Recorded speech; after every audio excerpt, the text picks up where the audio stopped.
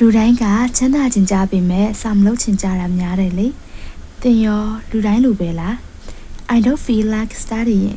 စာတော့မလုပ်ချင်ဘူးဒါပေမဲ့ I want to be rich ချမ်းသာခြင်းနဲ့စာမလုပ်ပဲချမ်းသာလို့ရမလား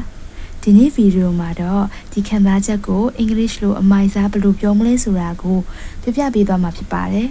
ပထမဆုံးအနေနဲ့စာလုပ်တယ်ဆိုတာကို study တလုံးနဲ့အပြင် hit the books လို့လည်းသုံးလို့ရပါသေးတယ် hit the books example အနေနဲ့ဆိုရင် I really hate hitting the books I really hate hitting the books ကျွန်မစာလုပ်ရတာကိုတကယ်မုန်းနေ I really hate hitting the books နောက်ပြီးချမ်းသာတယ်ဆိုတာကို rich အပြင် make it big အောင်မြင်ကြော်ကြားပြီးချမ်းသာတာလို့ပြောင်းသုံးကြည့်ရအောင် make it big အောင်မြင်ကြော်ကြားပြီးချမ်းသာတာဥပမာပြောရမယ်ဆိုရင်ဘွဲမရဘဲနဲ့ငါအကြီးကျယ်အောင်မြင်နိုင်ပါမလား Can I make it big without a degree Can I make it big without a degree ဘွဲမရပဲငါအကြီးကျယ်အောင်မြင်နိုင်ပါမလား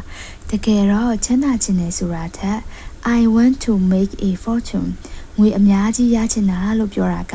ပို့ပြီးတော့ native speaker ဆန်ပါတယ် I want to make a fortune အဓိကသင်ခန်းစာကတော့ဒါပါပဲရှင် Is education the only path to success ပညာရေးကအောင်မြင်ဖို့အတွက်တစ်ခုတည်းသောလမ်းကြောင်းလားဆိုတဲ့မေးခွန်းကိုကိုမေးကြည့်ပါစာအုပ်ထဲကစာမဟုတ်ရင်တောင်မှတစ်ခုခုကိုတော့လေ့လာနေဖို့လိုရဲဆိုတာကို learning never stops လေ့လာမှုကဘယ်တော့မှမရပ်ဘူးဆိုတဲ့စကားစုလေးနဲ့မှတ်ထားရအောင်ကြည့်ရှုသူတွေကရောဘယ်လိုထင်လဲရှင် books or bags စာအုပ်လားငွေလား books or bags